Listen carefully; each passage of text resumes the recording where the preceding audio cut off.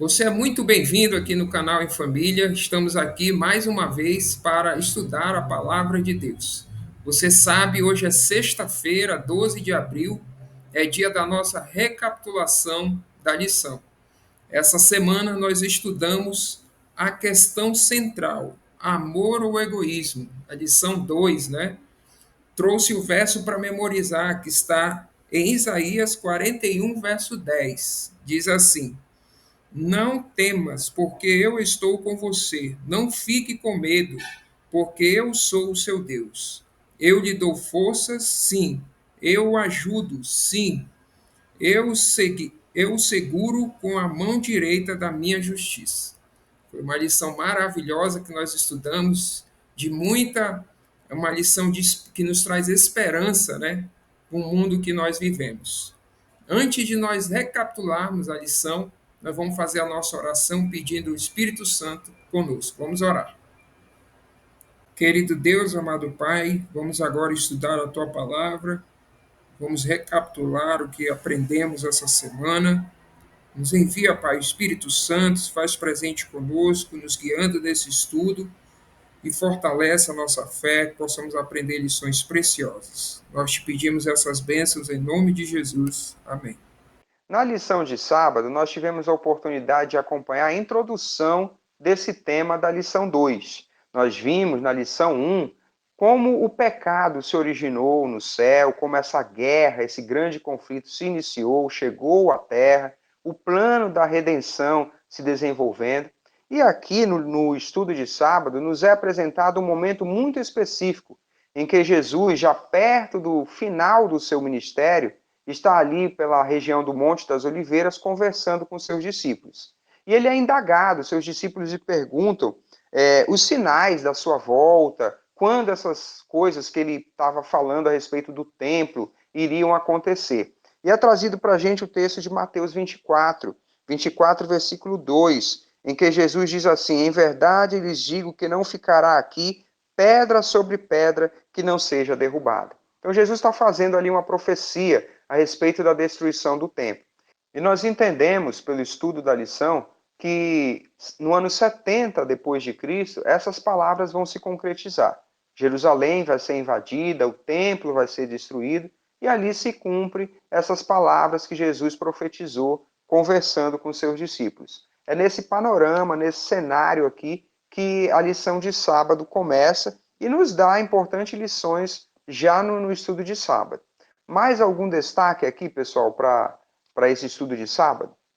Um outro destaque que eu faço aqui é a dupla estratégia de Satanás para tentar destruir o povo de Deus. Primeiro, ele vai agir através da perseguição, vai usar o Império Romano para perseguir, matar, aprisionar o povo de Deus. Mas, num segundo momento, ele vai usar a concessão. Então, a partir dessa dupla estratégia, Satanás vai tentar contra o povo de Deus, mas o Senhor vai permanecer firme com o seu povo e eles vão ser vitoriosos. Então vamos dar continuidade aqui à nossa recapitulação da lição. E aqui no domingo nós estudamos sobre o lamento de Jesus, sobre Jerusalém, né? Um texto bastante interessante que nós lemos foi de João, capítulo 1, verso 11, um texto bastante conhecido que diz assim: veio para o que era seu e os seus não o receberam, né? Falando de Jesus ali e o do povo de Israel na época. João, teria alguma coisa a acrescentar desse estudo de domingo? Eu diria que um ponto muito importante desse estudo, haja visto o título da lição de domingo, Um Salvador de Coração Quebrantado, falando a respeito do sentimento de Jesus, de tristeza por Jerusalém, por Israel não ter aceitado o Salvador, né? Deus estava ali com eles e eles o recusaram. E a lição trabalhou bem sobre isso, dizendo que tudo que sobreveio a Jerusalém foi por conta da sua desobediência, consequência natural da sua desobediência, das suas escolhas. Então, Deus não poderia, nesse momento, fazer com que eles não recebessem as consequências dos seus maus caminhos. Mas, de coração quebrantado, ele assistia aqueles episódios, fala que muitas pessoas perderam suas vidas, pessoas sofreram naquela invasão, e o Salvador estava de coração quebrantado pela desobediência, pela recusa do seu povo em aceitá-lo.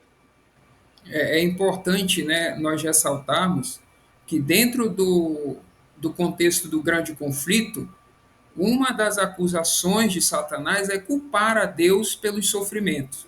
Né? E eu acho que a lição desse domingo nos esclareceu que tudo aquilo estava acontecendo com Israel pela desobediência deles. Né? Então era resultado da desobediência deles. É importante ressaltar isso aí. Né? Pai, só teria algo mais a acrescentar?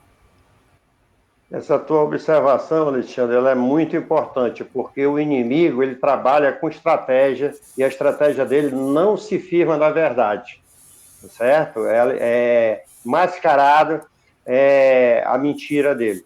Eu destacaria aqui o desejo de Deus de salvar as pessoas. Mesmo uma nação rebelde, uma cidade rebelde, que ao invés de receber o Salvador enviado por Deus com os braços abertos, crucifica esse Salvador, mas Jesus Cristo deixa instruções para que, quando aquela profecia estivesse se cumprindo, as pessoas que quisessem pudessem sair daquele cerco. E aconteceu exatamente assim, quando as pessoas viram Jerusalém cercadas, e de repente o exército romano abre o cerco, sai dali para atender uma emergência maior. Ali serviu de sinal para o povo de Deus. E todos os que estavam cercados em Jerusalém tiveram a oportunidade de fugir e salvar suas vidas. Deus é um Deus de amor, e nesse ato ele provou que não deseja a destruição de ninguém. O propósito de Deus é salvar. Então, no nosso estudo de segunda-feira, trouxe a compreensão de que, mesmo em meio ao caos que se abateu sobre Jerusalém, cercada pelos exércitos romanos, Deus, com graça, com misericórdia, abriu uma saída para que todos os que quisessem pudessem se safar daquela realidade. Jesus tinha dito que Jerusalém seria cercada e que as pessoas, quando vissem aquilo, era sinal para fugir de Jerusalém. Então, Deus vai prover, em meio àquela situação, uma saída. Deus abriu o Mar Vermelho para que Israel passasse a seco. Então, Deus, de repente, por algum motivo de guerra, o exército romano deixa de cercar a cidade. E todos os que estavam alerta, atentos às instruções de Cristo Jesus, tiveram a oportunidade de fugir daquela realidade. E os que ficaram pagaram um preço muito grande. São instruções que nós precisamos trazer para nós, lições que nós precisamos trazer para nós, do amor, da graça de Deus. É só um ponto que eu destacaria ainda, pai, que eu acho que a lição deu bastante ênfase aqui na segunda-feira, é da soberania de Deus nos eventos da história da humanidade, né? Esse evento aí que o senhor acabou de falar é prova disso. Deus estava no controle, né? Mesmo que às vezes ele tenha que fazer alguns ajustes pelas escolhas do ser humano, mas no fim o seu propósito vai se cumprir. Né? E aí também a lição destacou que ele está com a igreja, com a sua igreja, com os fiéis, né? Ele é a nossa rocha, a nossa salvação, e ele preservou a igreja naquela época e vai preservar seus filhos hoje também. Muito bem, seguindo com a nossa recapitulação, na lição de terça-feira, fiéis em meio à perseguição, nós podemos ver ali um retrato, né? Um relato da fidelidade dos cristãos que naquela época sofriam grande perseguição. E a lição volta um pouquinho no tempo, né? Nós acabamos de ver ali a recapitulação do estudo de segunda, falando sobre o ano 70, da destruição do templo, da invasão de Jerusalém, mas um pouco antes a igreja já sofria grande perseguição. O número dos cristãos ia aumentando, as igrejas iam se multiplicando, e eles eram perseguidos pelos judeus, né? E nós podemos ver aqui em algumas referências bíblicas no livro de Atos, vários dos sofrimentos que eles suportavam, ameaças, prisão, perseguição e até morte. Mas o texto diz que as igrejas se multiplicavam na Judéia, Galiléia e Samaria. Então a lição dessa terça-feira basicamente enalteceu a fidelidade da igreja primitiva em meio a essa perseguição. E, Júnior, acho que um ponto importante também que nós podemos ressaltar aqui é a atuação do Espírito Santo no meio da igreja, né? A lição destacou isso aqui. Seja para a pregação do Evangelho, que na referência bíblica nós vimos que muitas pessoas, apesar das dificuldades, criam na palavra, criam na mensagem dos apóstolos. E a atuação do Espírito Santo tinha um papel fundamental nisso. Né? Então, isso nos traz uma lição muito importante para nós hoje. Seja para nós também passarmos por essas dificuldades, superarmos esses desafios, como também para pregar o Evangelho. Nós precisamos do Espírito Santo. Cuidando da comunidade. Esse foi o título da lição de quarta-feira que nós pudemos estudar. E agora, na nossa recapitulação, nós lembramos que aqui foi exaltado o comportamento da igreja primitiva. Eles se inspiravam em Jesus, que cuidava das pessoas, se interessava por elas, ministrava suas necessidades. E assim também os primeiros cristãos faziam. Nós temos aqui textos, né, foram trazidas referências bíblicas que falam que eles compartilhavam pão, as suas refeições, vendiam certos bens para poder atender às necessidades dos irmãos. Então, são os relatos aqui da igreja primitiva de que eles agiam com amor, com compaixão, com misericórdia. E esse foi o destaque desse estudo, apontando para que nós também devemos cuidar das necessidades dos nossos irmãos, seguir o exemplo de Cristo Jesus nesse sentido. Um outro ponto importante, Júnior, que nós vimos, é que o propósito de Satanás é desfigurar o caráter de Deus através da humanidade. Sim. E nós vimos que com essa igreja, com esses cristãos, se espelhando em Cristo Jesus, aconteceu exatamente o contrário. Jesus diz em João 10:10, que o diabo ele vem só para matar, para destruir, mas ele veio para dar vida e vida em abundância. Então, aquela igreja fraca, como poderia parecer, pôde testemunhar ao mundo o caráter de Deus, mostrando que Deus é amor, Deus não é egoísta. E através dos seus servos, ele abençoa vidas para que mais pessoas conheçam do seu amor. Foi um testemunho maravilhoso, um aprendizado fantástico que tivemos.